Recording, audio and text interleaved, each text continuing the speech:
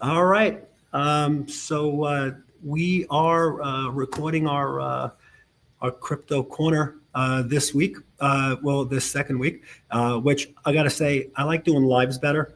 I feel like we're more out on the tightrope, right, without a net. But this feels kind of like Yeah. cheating. But and I like having the comments. People when the comments they have. But I do want to get some of this information out, and I wanted to kind of dive a little bit deeper into Ripple, the platform, with XRP and XLM and the family of cryptos we talk about, and that that you promote on your in your academy, the Conscious Crypto Academy. And by now, most know, if you don't know, with Jayse, here's the Conscious Crypto Academy. I'm actually a member for life, so he's stuck with me, which is kind of messed up for him, but he's stuck with me. But that it's very generous, only because listen, if a program is $10,000 or $100, you're not buying it because it's $100. You're buying it because your $100 is purchasing far more value for you. Otherwise, you wouldn't purchase it, right? So if a program is $10,000 and you're willing to pay $10,000, that $10,000 is nothing compared to the value that you're getting. And that's the promise. That's what the promise I can make, and I went through it. That's why I can speak about it. Is whatever program you get with Jason, he can go over his stuff. When you talk to him, he's very personable. He likes to speak with everybody one-on-one. But whatever it is, you'll see the value far outweighs what he charges, and because the information and for the length of time that you can see the information is incredible. So definitely something to look at. We'll have the link to his academy where you can actually talk to him and set something up, and he can go over what his program does, and if it's a match, great. And then also I have a book out. I've been really working on getting into more meditation. Yeah, and using those divine digits from Grabavoy, I have the frequency formula out, and I just got to say that my wife and I have been really, kind of setting an intention and really giving it 100% commitment. And I got to say, we about 5 or 6 of the codes that we were using. It's like manifesting, coming forward, and we went through a little bit of a slide where we went through a little bit of a slide, and you go through goods and bads in life, right? So we hit a down slope there, but you stick together, right? Hopefully you have a good partner, and you guys stick together, and you work your way back up. But when we started to use the codes, we literally started to manifest some of the things, Jayse, and I gotta say, and I constantly go to her, and she was like, "Stop gaslighting yourself." I'm like, "There's no wait. I mean, I know I did the book and everything, but there's no way that this happened like this, right? How can my back pain? How can this happen?" Because it seemed like, it's like when it rains, it pours, right? It's like, so you lost money there, or you did something here, right? Then you go and you were supposed to go somewhere, and the doctor didn't show up in your appointment, so you missed the appointment. Then as you're going home, you get a flat tire. Right, but you get the donut on. As soon as you pull out, you crash into a cop. It's like and it starts to tumble, and I think like your frequency starts to come down, and you attract. But we started to use the codes along with Lisa has a really cool meditation on her website too, to manifest. She's doing a series of meditations. She does it. She's awesome. And so we added the Grabavoy codes in there, and I gotta say, it's wild stuff that happened with some money came in that wasn't supposed to come in for another couple of months, and we were like, so man, and boom, and it came in, and a job opportunity popped up. This thing, this investment worked out. Someone called me who I helped a while back and sent me the money out of nowhere, and it was just like one thing over another. And so anyway, and Lisa's doing really good with her, with her sessions. She's doing sessions now, and so she's doing really good, getting really good feedback. So, I got to say, I'm very grateful. Knock on wood. But Lisa also has her book, which is I think Shadows, with Visions and shadows and stars, something like that. It's on the bottom. Yeah, visions of shadows and stars. I'm horrible with names, but so anyway, yeah. So anyway, that's and then Visions Beyond the Desert is her website, where you can look at what she's doing. But anyway, so those are. So which codes when you're talking about that good fortune, is there a particular code that you attribute to that, or is it just kind of the accumulation of them? Well, there's an accumulation of codes, but I have 3 in particular that I use. Because I don't like to, when you're manifesting, you're not supposed to manifest and you say where the money's coming from. Like you want to manifest money, and you don't necessarily want to go, I want to manifest it from this place, because when you're manifesting money or abundance, that could come from almost anywhere.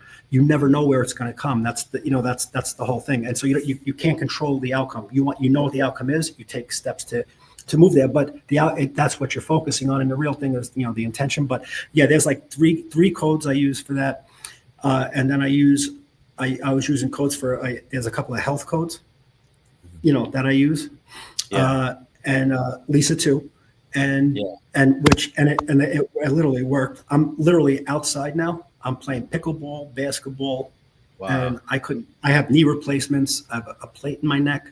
I have some from playing football. I destroyed my joints, and I swear I'm like, I cannot get over the energy I'm having, and I'm actually playing. I'm playing with young kids, like high school athletes from high schools, and I'm starting to coach I used to quarterback when I was a kid and coach quarterbacks, and so I'm a couple of doors down. This kid's 10 years old, amazing talent in quarterback, and I'm coaching him. I'm starting to coach him now, but it is pretty.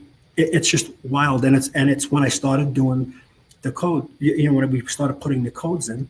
To this, and so people could actually do it for their kids. Like, so if their kids are like ADD, or their kids are in depression, or whatever, there are codes that parents could do for their kids. There are, and you're really not that you can manifest for other people, but if you can open up something where you can clear a way where the kid can see some hope, and the kid can get some, whatever they're going through in this day and age, to get them moving forward.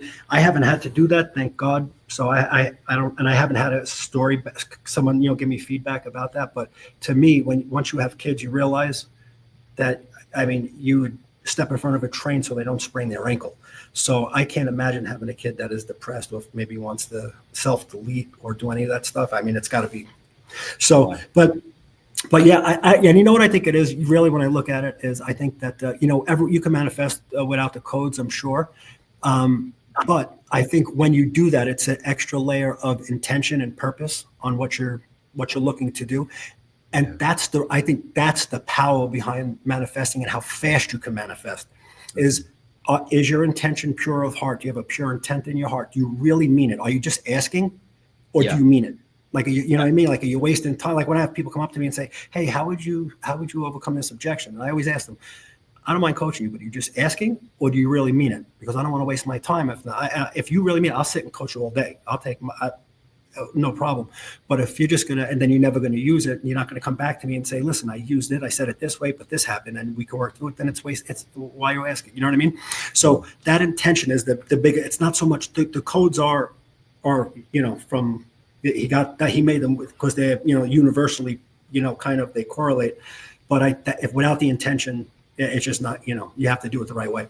So But anyway, so they're cool. But what I'll do, if you want, I can send you some of the. I'll tell you one of the codes, what I'm using. Send me which ones, because I've got your book. I'll let you know. I've got the book, and I need to dive into it more. I've used some codes in the past, but I need to really explore it more and try some different ones. Yeah, and the process is the biggest thing. That just look at the process. Make sure you have it there. You got the between the affirmations and how many times a day you're doing it. And you know what? It's what it reminds me of, like with the Corium, right? It has the compounding effect with the passive income. But if you didn't do it, if you just did it, if you just kind of went in and out of it twice a year, or you went in and out of it twice a day, you would make far more money if you did it twice a day, because it's compounding so much faster. Right. That's what it kind of reminds me of with the Grabavoy codes, because you're doing it morning, afternoon, and evening. So if you're just saying you want to manifest something, maybe at night before you go to bed, like kind of in a half-ass way. Mm-hmm. Maybe, I don't know, maybe it'll work, maybe it won't. But if you're setting a real intention, but you're doing it 3 times a day, then in your meditation before you go to bed, now it's in your field, man. I mean, it's cooking. You're building momentum. You know, once you start building that momentum, and I think that's it. That's what I think the real, that's the magic in it is the numbers do mean something without a doubt. But it keeps it, it keeps it in your right in your, like, wherever in your brain, it keeps it right in the forefront. And once the brain gets that, I mean, it's powerful. It can go right out and hit that frequency. So, but all right. So let's get into this. Here we have, we talk about Ripple platform, XRP, and it really is. It seems like it's growing in a very dynamic way. It looks like they're stacking up projects that will, it seems like, absolutely skyrocket the prices of the coins. And we're looking for XRP and the family of cryptos we look at to really become premier crypto players in the new world of finance, and cross-border payments, and on-demand liquidity model. And they don't use proof of work or proof of stake, right? They use the nodes, that consensus, which is just a totally different model. And we're looking at making, and so the acronym CBPK, the cross-border payment kings, XLM, XRP, and so that's what we're going to dub them, that name. And when they live up to it, we'll say we were right. That would be great. So, so anyway, everyone, welcome to Crypto Corner. And Jayse, how you doing, my friend? I'm doing good, man. It's been kind of a relaxing time in crypto the last few weeks. Like, a lot of people thought after Trump got in, it was going to be, I mean, myself included, I thought it was going to be pretty explosive right away. But I think because there's so much other stuff Trump's focusing on right now. Obviously, crypto is a part of it, but he's doing a lot of other stuff. I think the market kind of like hesitated and didn't know, are we bullish? Are we bearish? Like, wait, what's going on? Everyone thought it was going to be like a huge explosion out of the gate after inauguration. But when it wasn't, it was like we kind of pulled back a little bit. And so overall, just in general, XRP's been still holding really good support. Like, I think it's like 230 right now. So the fact that we've even stayed above $2, I mean, I think is a pretty good thing. That's a great point, because all I saw was you see a lot of, it looked like a bloodbath there. Look like a sea of red with everything did come down a little bit, but XRP held its own. It didn't tumble. Yeah, it did. That's a great point. It held. It came down, but it held good. Yeah. If it had gone under $2, like, who knows what would have happened there? But it's held, and I think it's just about patience at this point, right? It's just it's got to. Me and Lisa bought a little bit. We bought a little bit more. I think it was like 240 or 238. Something like that. But because I know where I know where it's going. So I just this for me, my opinion, not for anyone to think that way. I feel so I figure, why not? But so it's just been, I've just been kind of taking a little bit of a step back and a breather, I guess you could say. I bought a little more too. The last one I bought was some more Corium like a couple days ago. And then I bought some XRP around the same time you did, around 240, like maybe a month ago or something. But so just kind of waiting to see what happens next and what the next big thing is. There was some big like scandal kind of stories, at least one major one that happened this week with, and you and I haven't talked about this, but there was a big hack on Ethereum where Ethereum had, I think they were calling it the biggest crypto hack in history. And the hackers supposedly got traced back to North Korea. And then Kim Jong-un comes out and says, well, now North Korea's we have the biggest strategic reserve of Ethereum anywhere in the world. So it just seems a little, I don't know, scripted maybe. A little unbelievable. Too unbelievable. That's nutty. Yeah, what a nut job that he came out and said it. But so that I think that's that's the security the security of these platforms are going to be, I mean, that's going to be, or at least how they handle it too. If something does happen, where if they could step up and handle it the right way with people who are owner, who have it, Yeah. or you see what they're hacking. But that's the one thing that's where like I kind of like you look and you just go like, all right, you got to make sure you're doing what you need to do to keep custody of your stuff. You get get most of it out on those hard wallets like the Decent wallet. Move it out, get it out of there. So if they're hacking anything and God forbid anything happens, you're not taking, too big of a hit. And I already talked about it on the show. Like me. Yeah. Don't do like it. A lot Believe of people. It's happened to a lot of people.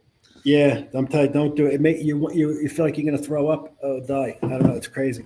Yeah. But it's a crazy one. But so it looks like I think these are all set to move the XRP, XLM, Corium, Sologenic, the Stronghold that you were talking about, and I think that they're it looks like everything's focused in on like the finance and the payment system in different ways, from peer to peer or business to business, institutional. But when you look at Corium is to me, I feel like because of what it is and the family of the platform it's on, with the risk being so low, it's so minute, and at 25, 28%, I've never heard it under that. To give that, it's got to be at this point like a smart contract powerhouse. I mean, right? It has to be. Yeah. I mean, how long it's been doing it? That's amazing. Yeah. And that's what it's set up to be too, is a smart contract powerhouse. Like they have so much stuff that they haven't even like started to really unveil yet that they've been working on with like what they call smart tokens, which are something they've invented. It's not even anything that we've seen anywhere else. But there's going to be all sorts of DeFi applications that come out. So for I know we're going to talk about Flare a little bit later, but between Corium and Flare, those are kind of the big DeFi, ISO ecosystem powerhouses. I think, technically, I looked this up the other day. I think Flare might not technically be ISO 20022 compliant like the other ones, but it's still right in that, world and that ecosystem with everything else that even if it's not technically compliant, like obviously XRP, Corium, all these other ones are. So I don't think necessarily compliancy is going to be a requirement for sticking around, but I do think the ones that are going to be compliant are going to have a leg ahead of the rest of the market. Yeah. I wonder what it takes to get compliant.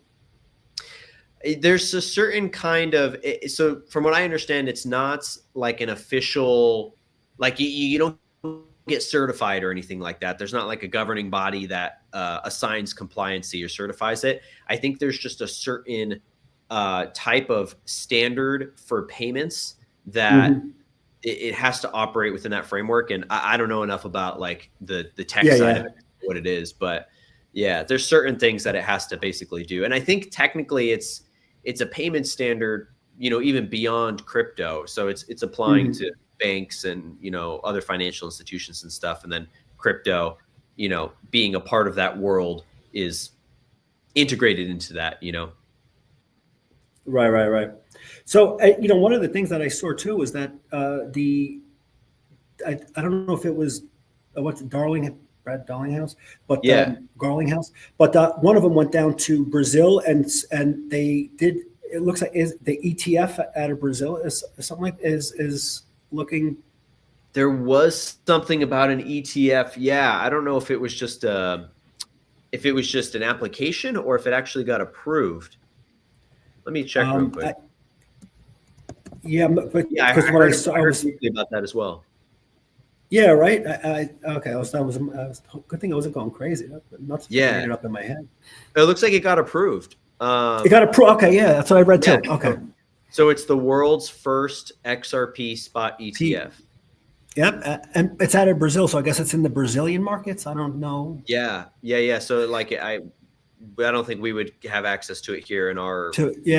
But I look at it like any foot forward, like, you know what I mean? I look at it like it's just that's a small stepping stone, and then it comes up into like when it comes up to the major leagues, it gets onto one of the American exchanges, That's, again, so, but it's all good news. It's not like they went to Brazil and got kicked out of Brazil. And, Right. it's kind of like, let's knock out some small markets to show what we can do. But, they Yeah. come into, that's how in my head, that's how I look at it. So I thought that was really interesting.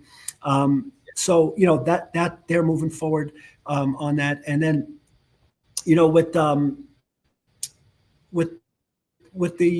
the Ripple platform, how it's securing partnerships with central banks, right, and financial institutions, and then kind of coupling with that. That's what what XRP and then XLM helping they're saying the unbanked, or people not having banking, facilitate their remittances. Kind of wherever they got to send money. So, is there are all banks using this?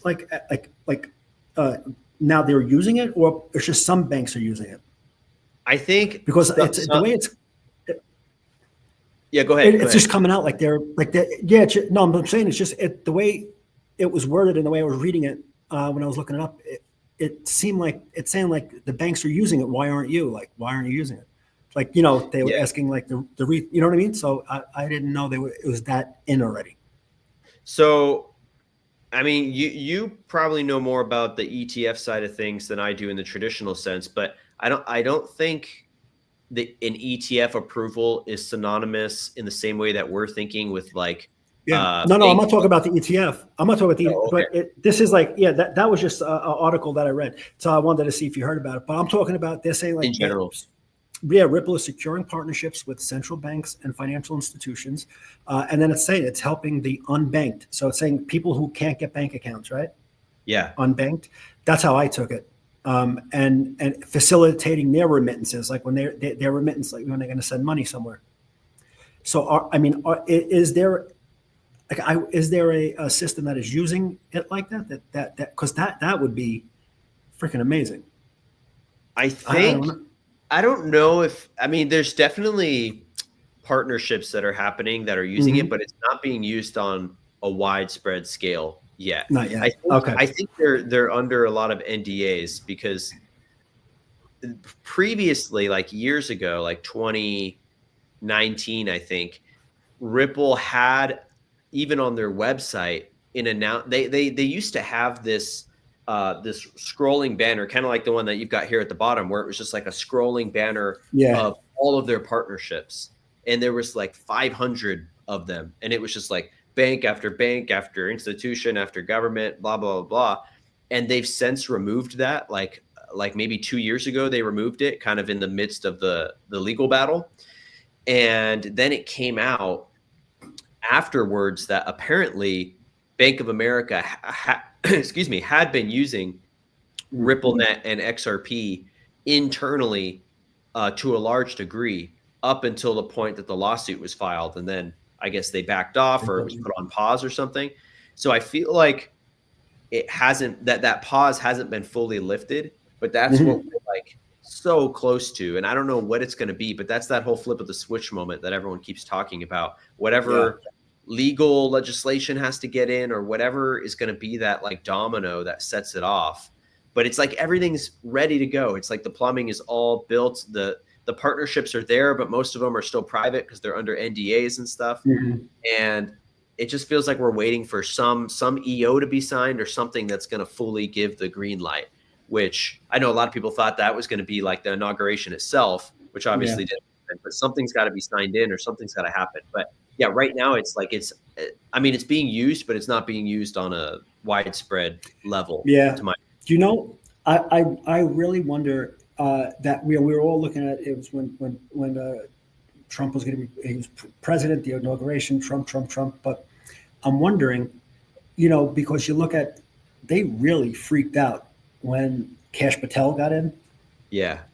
Pam Bondi. Yeah. And now Dan Bongino is his deputy director, right? And Dan Bongino he wrote the book Follow the Money years ago, and because he said you don't listen to what everybody's saying, just follow where the money went. And so he knows a lot about the CGI, the Clinton Growth Initiative. About everything, and they're freaking out about those three picks, because And I'm wondering if those are, because those are most of the power players that are going to get, that they're going to get screwed up, I think, because they're going to go straight at them because they're just going to investigate. They're not doing it for any type of political stuff. They're doing it because if there's some wrongdoing, they're going to investigate. They're not just going to let them slide. Yeah. And I think those are the people that have the legislations in or have done things to keep this maybe out of it or keep crypto down or whatever they need to keep themselves in power. But if they're starting to get indicted or whatever, I think that may be the domino instead of it just because I was so focused on Trump. And then I was like, holy shit, I wonder if this is why they're freaking out with these. Like Adam Schiff was literally, he started crying about how Cash Patel is going to, and it's just going like, what is happening? It didn't make sense. And so, I was just wondering, I wonder if it's these picks. These are the guys that are going to loosen that shit up because they're literally going to go after the people that have been in place and in power. Yeah. Yeah. Well, I mean, yeah, there's so much corruption that's gone on with all the money and the black money and black programs. And that's where like Doge could be a big part of that too, in exposing, a lot of what's going on with that. So, yeah. And if they sent out $5,000 checks, can I just implore everybody, don't buy a flat screen TV and rims for your car. Invest it. Do at least half of it. Take half of it. And maybe go relax or go whatever. We'll take a little, but invest it. Yeah. don't burn it. I feel like there's going to be so many people. If everyone really does get $5,000 in the mail, of course there's going to be people that squander it. But there's going to be, I feel like, a lot of people that buy crypto with it, and that could be a big market surge within itself. Like at that moment. Oh, yeah. Without a doubt, any buying pressure, upward pressure would be wonderful. Yeah, no, it'd be great. And Elon Musk was being interviewed about that, and the interviewer asked him straight out. He said, "Listen, is there any teeth to this? Like, is it something that you're just saying it, or is it?" And he was like, "No, the president wants to do it. I brought it up to him, and it's going to happen. I'm going to make it happen." Wow. And so, and listen, the only person right now, Trump, the most resilient person I ever seen in my life, and Elon Musk is like a brain thrust where if he puts his mind to something and focuses in on it, the guy caught a rocket in middle of the air with another machine. Yeah. I mean, come on, the guy's that's but yeah, no, that'll be great. Do it. Right? If they're two guys that are going to do it. So, all right, so let's get into this here. So blockchain for global payments. So we have XRP is designed to replace the SWIFT system, right? So that's going to be faster and cheaper. XLM is going to be more peer-to-peer. So when you really look at it, XRP it enables like kind of instant global payments for the banks, right? So does XLM come in at the same time with that? And that we're going to have that available, and then having the on-demand liquidity. I know that's a net positive for businesses because they don't have to, they don't have to come up with money if they do international markets. They'll have it. But do you see that on-demand liquidity as something that's like kind of like pivotal, or something that's a great piece of the puzzle for this thing to be, even more like successful than say past models? I think so. Yeah. I don't know enough about the ODL on-demand liquidity to like really speak intelligently about it, but I know it's something that they've really put a lot of energy into. Ripple has, and I think it's, from my understanding, it kind of allows I guess like instant liquidity, like anywhere that you would need it. And it's kind of like, I don't know, like I've always thought of it as like, if Ripple, Ripple being water, the on-demand liquidity to me is like a spring. So they're like springs of financial prosperity, in this kind of metaphor of the liquidity and water and, currency and that kind of thing. So yeah, I need to kind of top up my research on where they're at right now. It's just different shifts. It seems like the other ones aren't like that out there. That the other ones what? What do you need? Oh, it's saying I need to top up my research on where I need to top up on my research on where they're at with ODL, because I know they've implemented some changes, and I don't know if it's something they're still actively focusing on or if they've shifted it, because there's been a few different kinds of projects, X Spring is one that they called, and different kinds of things that they had in Ripple that they've kind of modified over the years. And I'm not sure where they're at with it right now in terms of their services. But yeah, that's something I need to research more, ODL. But so going, your question, what was your question in terms of Stellar and XLM in relation to that? Is just like, so let's say with the ODL, right, and that stuff, that's all positives, and puts businesses more say, and peer-to-peer puts us all in a driver's seat where if the money can move quicker because it's on demand liquidity, right? Businesses don't have to put that money up, right? It's there. So with that, is XLM going to come out, like if they flip that switch? Are they both coming out? Because I don't hear a lot of XLM. I always hear, we hear XRP. But why wouldn't XLM come out the same time as that, or what would it? I think it will, and I think we might see, like, we can use it. Like, yeah, and it might get integrated into X.com payments, either XRP or XLM. But I think people are leaning towards it being XLM because the logo for Grok is almost identical to the XLM logo. It's like the circle with the slash through it, and it's like the same exact logo. So I don't know. It's an interesting correlation, but XLM being positioned for retail payments does seem like it could be more well positioned to do X payments. I don't know how familiar you are with like the X payments thing. Elon's, X platform. He's been wanting to bring payments. Okay, so he's been wanting to bring payments into X ever since he made PayPal in the 90s with Peter Thiel.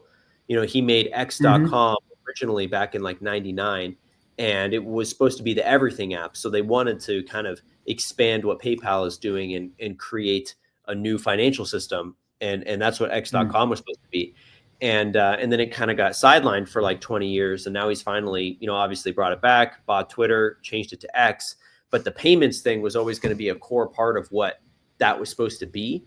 So they've already announced that they're going to be doing an X payments where you won't need to be banked. It's going to basically be it's going to be synthesized with crypto. So you won't need a bank. You'll be able to do everything on X. You'll be able to do payments and that kind of stuff. And who knows what else. But it seems like XRP and XLM would be the top two contenders. And it kind of feels like maybe XLM is a little more likely than XRP, since it is more of the retail, XRP being more of the big institutional money. So that's where I could see it playing out, and ultimately, like when it's settled, I think they're both going to be very prominent in the financial system with that flip of the switch. So we'll see. Nobody knows for sure, obviously. So we'll see how things play out. Yeah.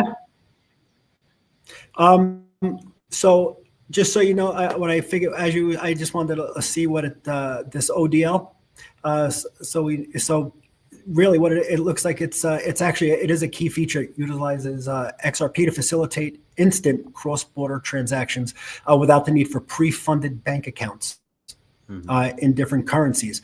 So if you have a company and financial institution looking to send money internationally, it converts the fiat currency into, like, say, USD into XRP, so it kind of bridges the gap between the different currencies. And the XRP is sent through the XRP ledger, obviously, in seconds. And so it removes the need for nostro accounts, meaning there's no need for the banks to hold large amounts of foreign currency reserves, because that'll bridge the gap, having on-demand liquidity. So, which is awesome. So it speeds up the transactions. It reduces the cost, scalability, because it helps businesses and banks efficiently manage liquidity without relying on pre-funded capital. And then it says ODL is already used by companies and banks worldwide, making XRP one of the most utility-driven cryptocurrencies in the market. So that's pretty cool. Yeah, nice. I'm reading about it too. So yeah. So it's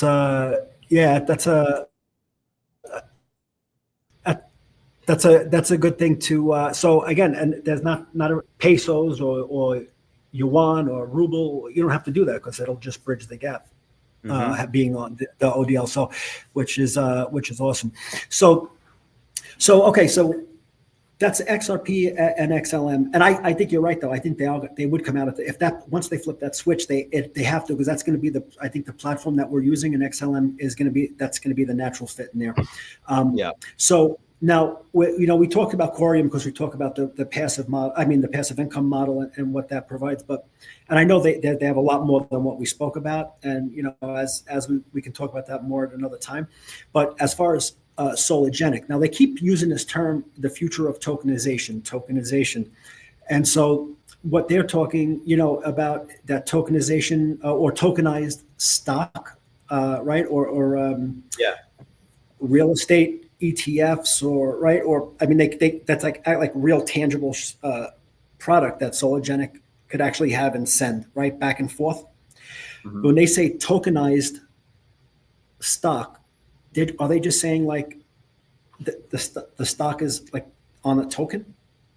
So it'll basically be represented, I think, as a coin on the blockchain, so that you'll be able to self-custody it. So like you have your crypto wallet and you can keep your crypto on there.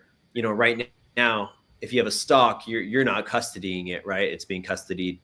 I mean, I don't even know how that works, to be honest. Who actually custodies the stocks? Is it the bank or like?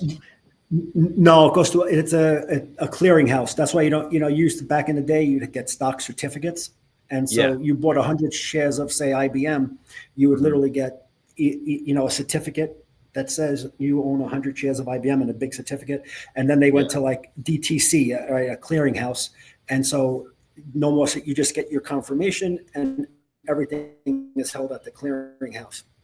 So interesting. That's who holds it. So it's somewhere totally different. It's at a clearing firm. Yeah, I think it was like the Depository Trust Company, DTC, Depository Trust Company. But that's where it went from. And I remember when I first started as a broker in the early '90s. I remember, and I actually was interning at the National Financial, which is a subsidiary of Fidelity, when I was in college.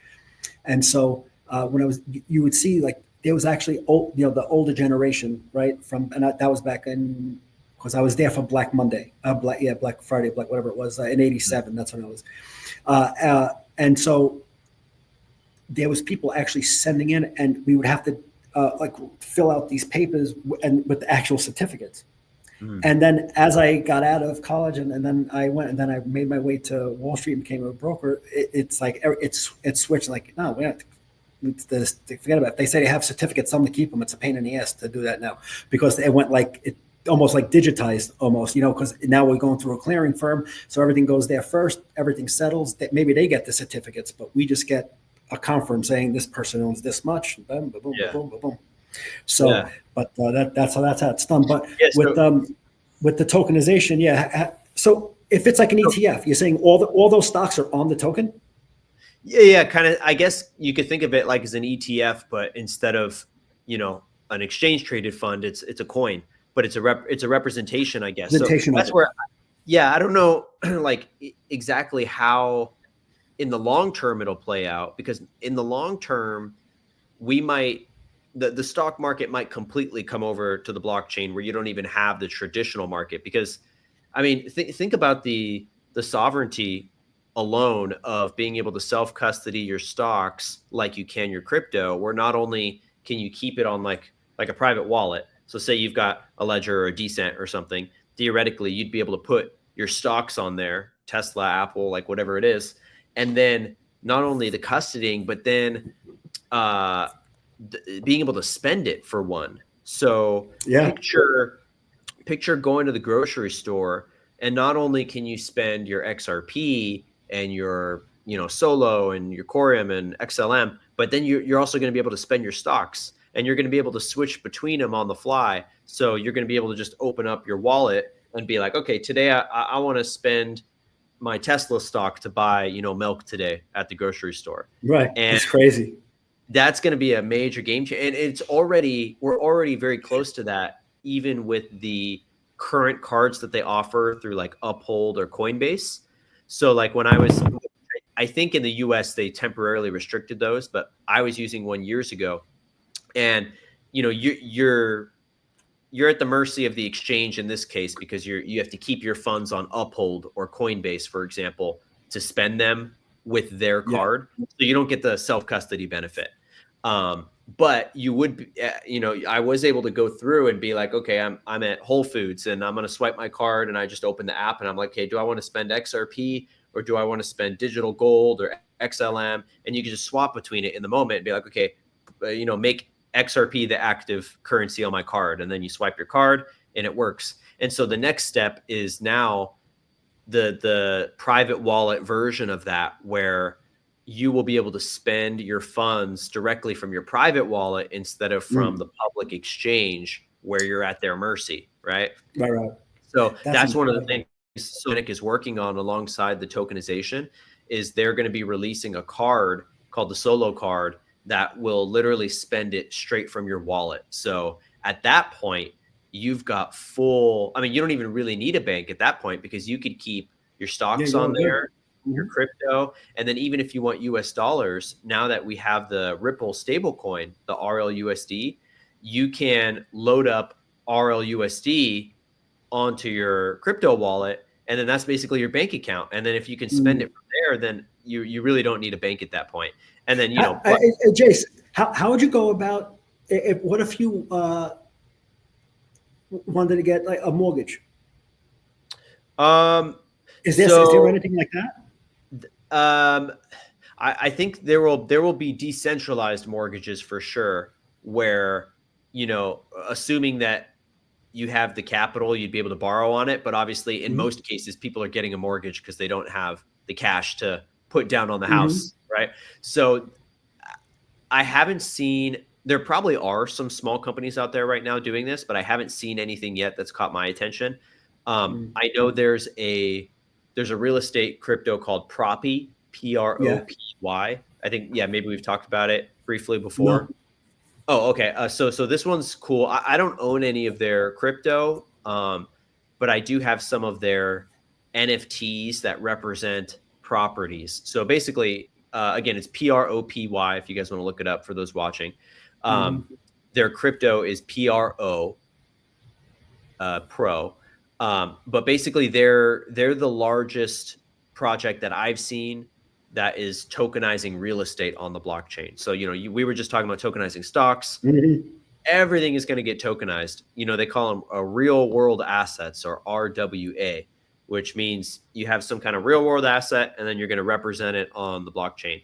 So this company, I would imagine that if they do start doing crypto mortgages, they're probably going to be one of the first to do it, if they haven't already had some kind of limited version of it. I'm not sure. But that's where, I can't think of a way personally where you could have a decentralized mortgage where you don't have collateral. I'm trying to think of how maybe it can happen. It could probably happen with, I'm sure people who are smart could come up with a way, like programmers, to program some kind of protocol where maybe, people can lend their money to a pool for some kind of yield, and then that pool is used to provide loans for mortgages or something of that sort. But at the moment, I don't know of any other than, the having collateral and then being able to pull out a loan based on the collateral that you already have up. Yeah. So. You know what? That's a good point though, when you bring up, because it made me think like when REITs came out back when, and because people were looking, they like, how do you invest in real estate, right? And for the markets, and then real estate investment trust, REITs, they call it REITs, REIT, REITs. Okay. And so basically what it is that they say whatever Fidelity has it, right? They have all these buildings and with banks in them, businesses, maybe some with residential, who knows, but with say all the businesses in it. And if they're Fortune 500 companies, they're going to pay their rent. And then what happens is when you invest into it, 95% of the kind of the profits get funneled back to the investors. So they get like, it's like a dividend, or you get paid out on, like a dividend, or like whatever. But that was something that came up, I feel like, because there was a need in the market, right? Someone who was, really smart with how you get something like that where it's can be in business, stay in business, right, and pay out and be a good investment. So that was like a great idea. I think Grant Cardone has something like that. Like you could invest in Grant Cardone real estate thing, and then you get paid out every single month depending on what you're doing. So he talks about it all the time. Yeah. And so you have something like that. So like, let's say they use him as and they go, you know what, you're credible. You have a great reputation. You're going to be a billionaire. He's going to be a billionaire very soon if he's not already with all the real estate he's doing, the projects he's doing. And you get someone like that, maybe you get 15, 20 of them, and you put those guys together and they do a pool of something that comes up. And of course they benefit somehow. And, but at least you have 20% to put down that you can take out of your crypto. Like like now you put 20% down that you don't get no P&I and you get a mortgage.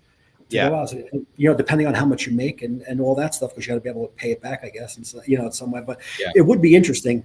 I mean, this is like really, so it's cutting edge going forward. I mean, the technology. Who knows what's going to come out?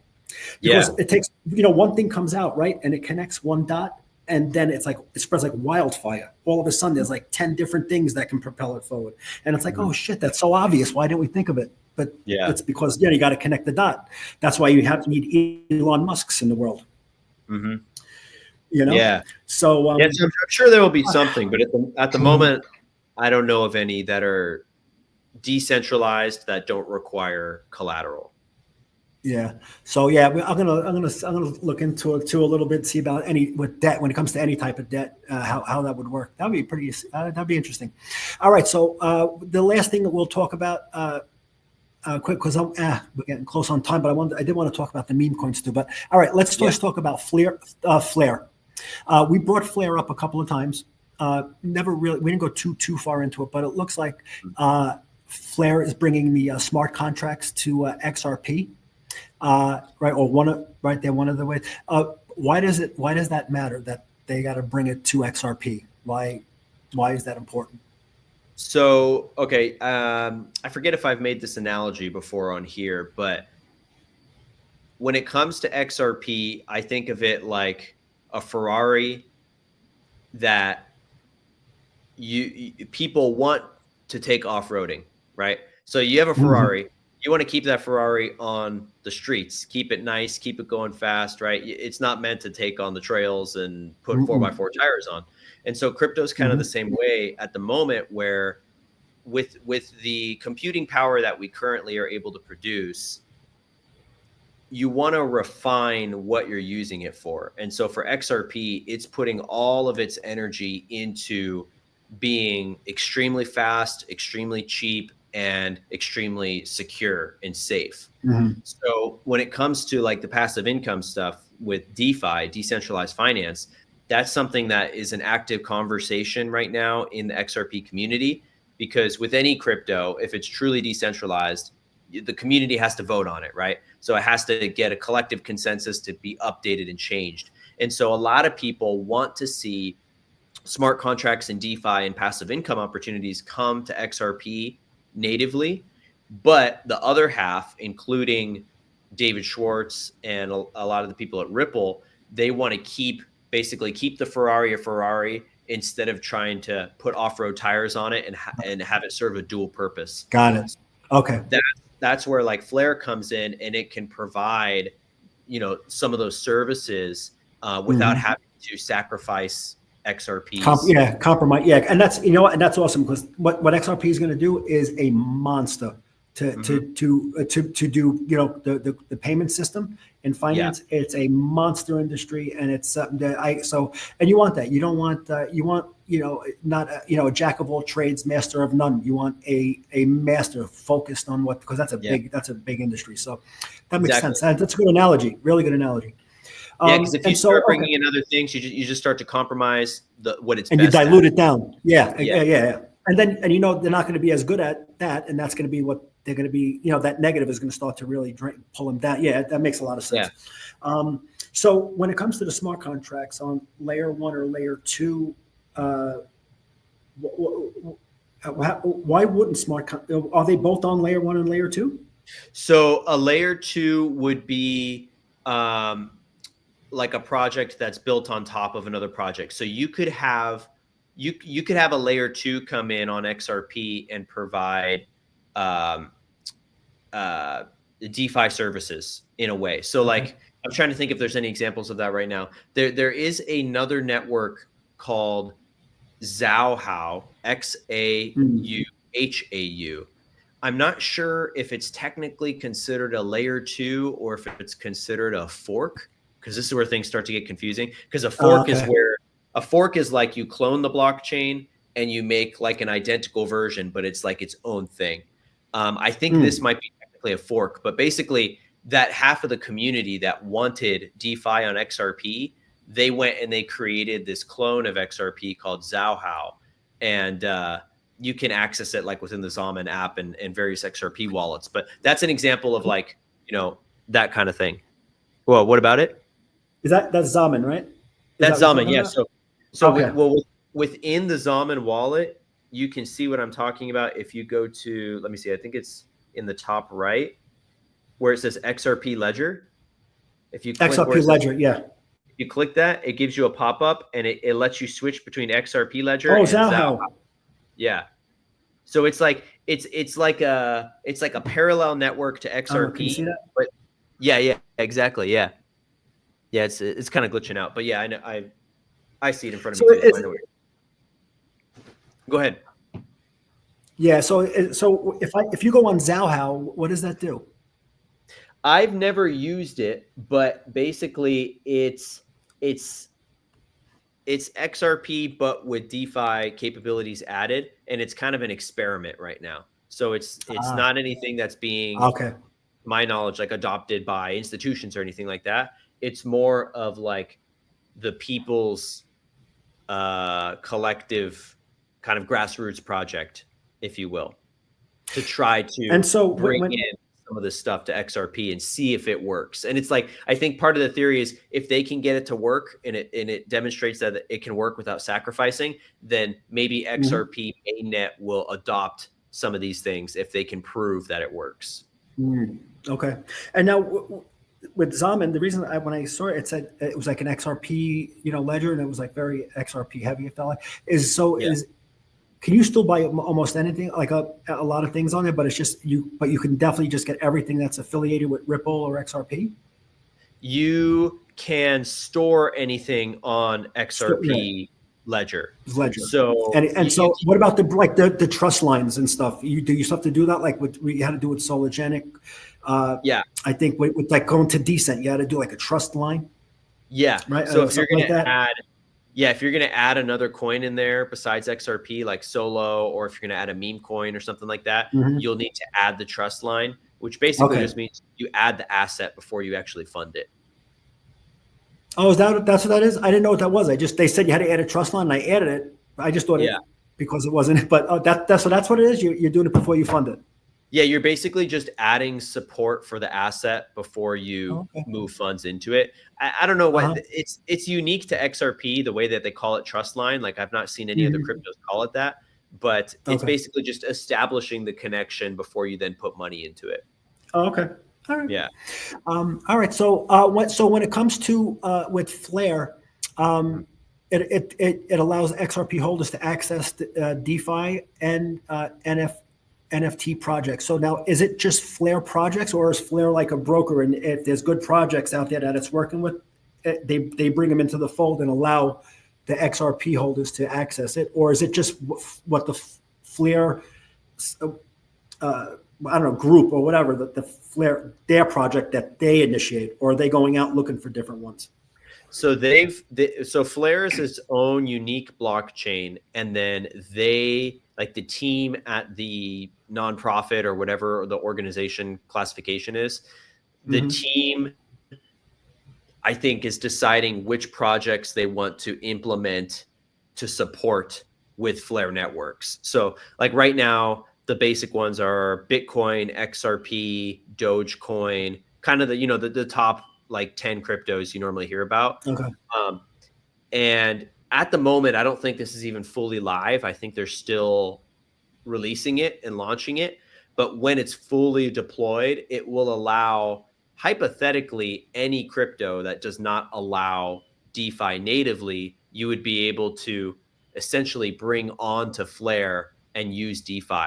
So like with XRP, for example, basically, if you were to bring XRP over to Flare Network when this is fully live and you can do this, what you would be doing is you'd be kind of temporarily giving up your XRP, and then you get this IOU XRP. They call it FXRP, as in Flare XRP. Okay. So you temporarily give up your XRP, you get this FXRP, right? It's bound to the price, so it's pegged 1-to-1 with normal XRP, so you still get the appreciation. But then you can go and use this FXRP in a number of different decentralized finance protocols that would allow you to create different kinds of passive income with it.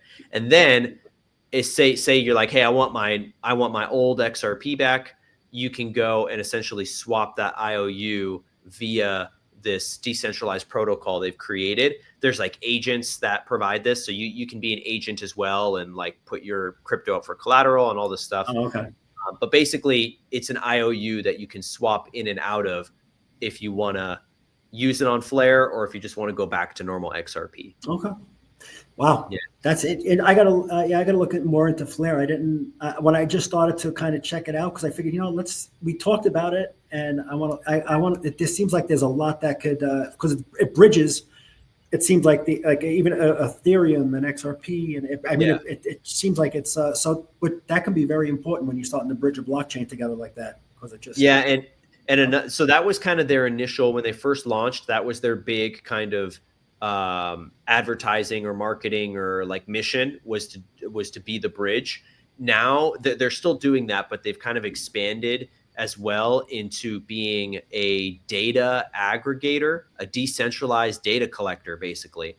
So coming up with innovative ways to bring data from the real world, price data, metrics, whatever it is, to bring that data onto the blockchain to be accessed by any kind of applications or protocols or whatever, which is, it sounds like it would be something that's like, oh yeah, of course we need that, but not really any other blockchains are doing that. I've not seen any that have, like they're all using some kind of centralized way to bring data in to an application or something. If they're bringing data in like price data or something, it's not decentralized. So that's what Flare is working on, is making it like a truly decentralized data aggregator.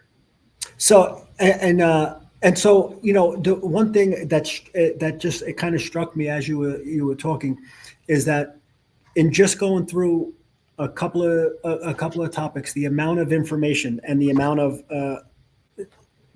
things that, with different connectors and different types of cross-border payments and all these different things, and which ones to be in, meme coins that we're going to talk just quickly about, because we're going to have to wrap up.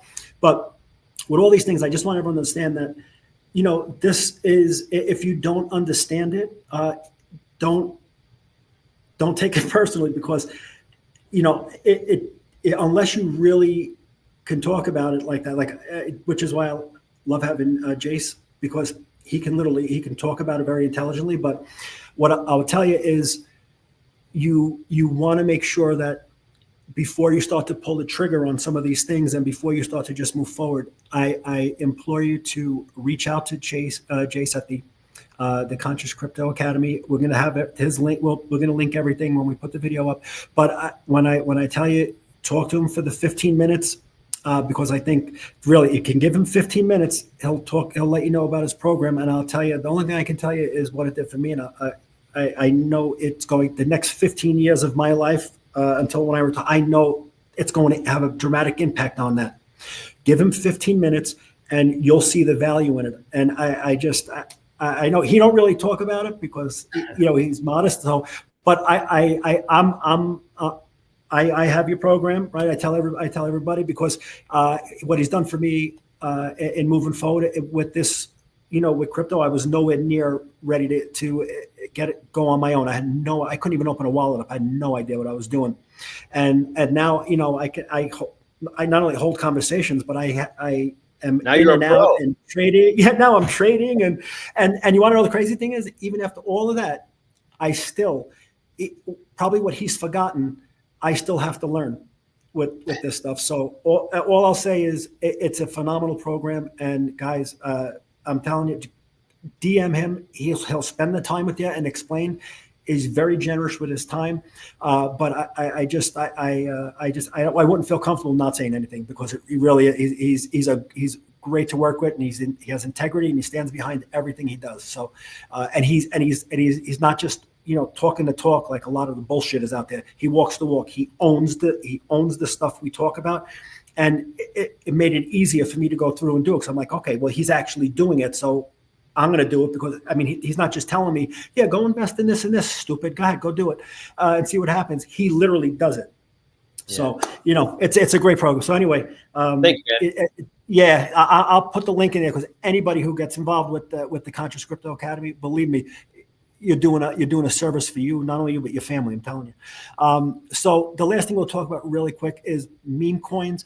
I know some people like this. I love them because I think that the upside potential could be potentially off the charts. So, but I know there's a couple of meme coins out there. But before you get into the actual meme coins that you're looking at, because that's something, again, they can talk to you when they have their 15-minute consultation with you, because I know you put a lot of work into the community that you're looking into. So that's you got to respect that. But as far as the why meme coins thrive in the crypto space, and then also when it comes to so the meme coins, how do you tell if it's a real thing or you're going to get the rug pulled out from under you? Because that's the question. That's what everyone wants to know.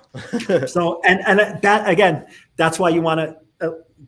You need to have someone in your corner who can help you out before you make a move in some of these coins, because some of them are bullshit. Yeah, well, that's for sure. Yeah, so meme coins in general, disclaimer for watchers, are the most volatile, riskiest, probably asset class ever. They're even it's kind of funny to even call it an asset class, because they're jokes, right? But but they are, they've become an asset class. So now we have a government department named after a meme coin. Dude, Pepe was at 9/1 millionths of a penny. Yeah, and what is it now? I mean, it was that. No, I looked at it like 2 nights ago. I didn't see it. Oh, I didn't look at it today. But it was like 0.00000009. Like it was like on the 1 millionth place. So you know why that is? Because the supply is so large. I'm going to check what it is right now to see, but I'm assuming the supply is in the trillions. Yeah, so 420 trillion Pepe coins total. Oh, that's why. Okay, it's very. So that's why when you look at any coin, obviously the first thing people look at is the price. Then they'll go, okay, tell me the price, because generally people will be like, psychologically they'll think, oh, if it's a few cents or less, that's cheap. If it's a few dollars or hundreds or thousands, then that's expensive. But the price tells you nothing if you don't know the other metrics, like the supply and the market cap. So that's where, you can look at that and say, Pepe, okay, it's got 0.0000, and somebody who doesn't know might look at that and go, whoa, that's super cheap. Like, if Bitcoin's $100,000, then Pepe could be $100,000, right? And of course, theoretically, anything can be anything, but for Pepe to reach, say, the price of Bitcoin would take the market cap would be what the market cap would go into gazillion or whatever's above a trillion. Yeah. Gajillions. Yeah. It's crazy. So like that's, I would say, one tip is when you're looking at any coin, but especially meme coins, you want to look not just at the price, but you want to look at the market cap and the tokenomics. So supply, that kind of stuff. Also holder distribution. So here, I'll lay out a few things that when you're looking at meme coins that I've learned to kind of discern, what is probably more legitimate and what is probably, BS. And, disclaimer in general, you never really know it. No one knows really until it either goes to zero or goes really high. So it's risky in that sense, but like you said, can be very rewarding. So generally the things that I look at is, one, who made it? Do I trust who made it? Maybe it's someone, in, is it a celebrity or whatever, or maybe it's an anonymous grassroots thing. Either way, you kind of want to vibe out, where did it come from? Okay. And then you want to look at the tokenomics. So like we said, the current metrics of price, market cap, that kind of thing, and then decide, you have to kind of decide what level of meme coin you're trying to invest into. Are you trying to get something that is, super, super tiny, which is kind of what I try to do.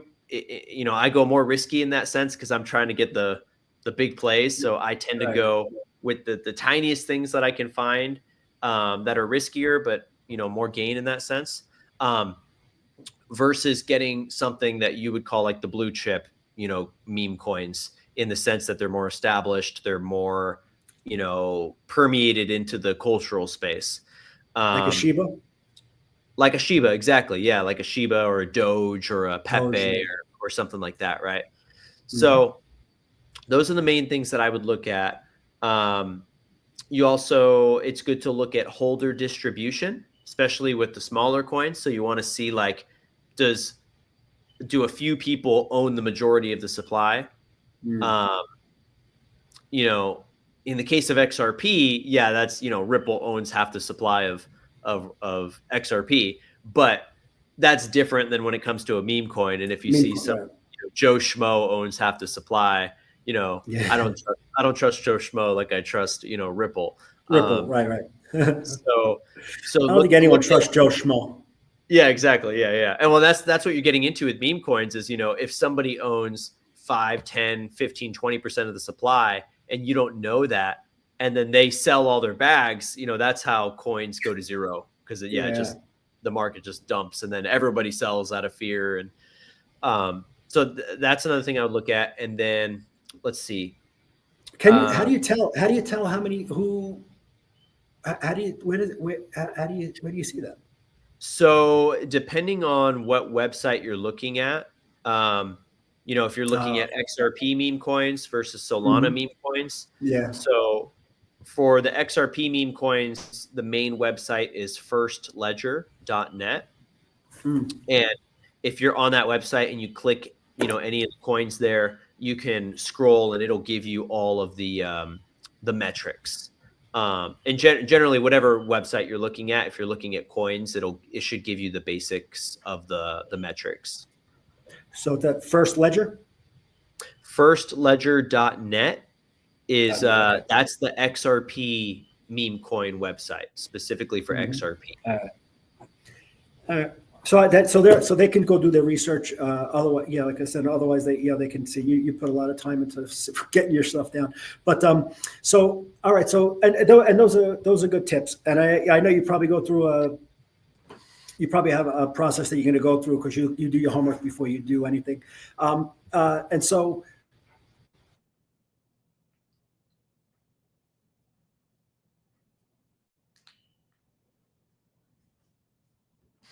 Oh, I lost you. Engagement. It looks like it's disconnected for a sec. Can you repeat what you just said, like over the last 10 seconds? Oh, there you go. Yeah, I just want to say, when it comes to those, is the community engagement piece of it, how important is that to the overall success?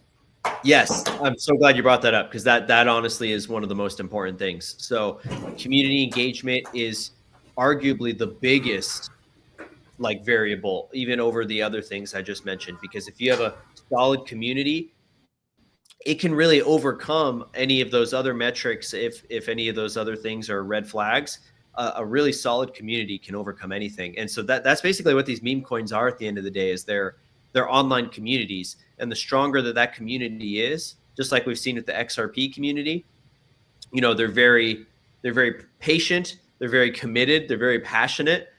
People who hold XRP generally are holding their XRP for the long term, right? They're not in it for a quick buck, they're in it for the long game. And so if you get a community in the meme coin space that's like that, which which is why I think the XRP meme coins are going to be so special, because you have the XRP community, which is already so, dedicated. Huge.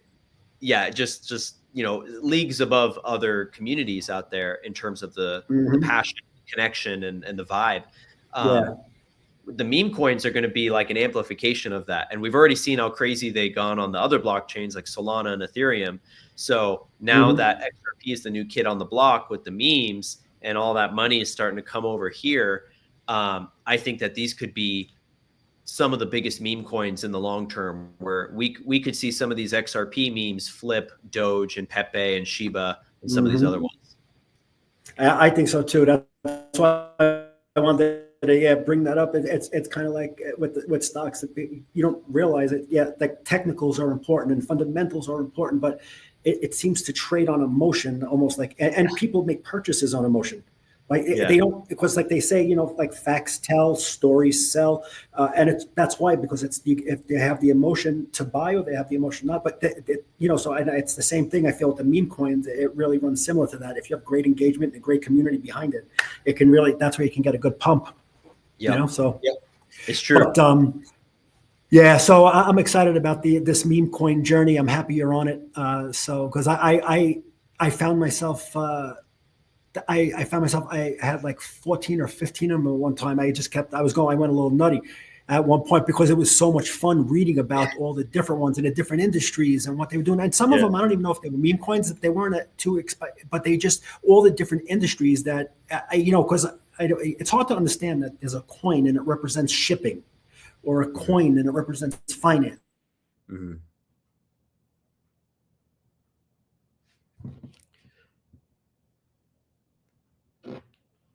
I think this internet at this place isn't great, but anyway, I got to wrap up here, and so I wanted to thank you, Jayse. If we cut out, it's just the internet. So I'll get in contact. There you go. I'll give you a ring a little bit later.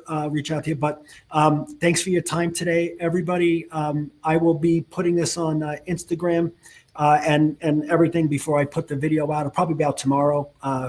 But I'll do it later when I go home tonight. But so this will be up, and I think that we're going to start to get a little bit more deeper and deeper into this. So anyone that you need to learn, you have questions, you can always hit me up in the comments. But again, reach out to Jayse, the Conscious Crypto Academy.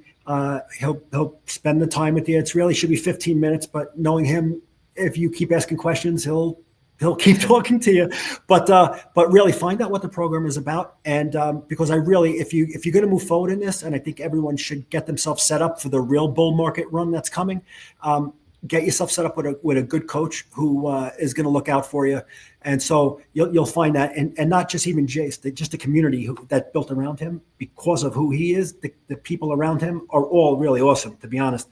And so it's that we're going to put the link in the description. And until next time, I hope you all do okay. God bless. And Jayse and everyone else, we'll talk to you soon. And I'll reach out to you later, my friend. Okay? All right. Sounds good, brother. Good show. Thanks for your time. Have a good day. Yep, you got it. Take care. Everyone. Bye-bye.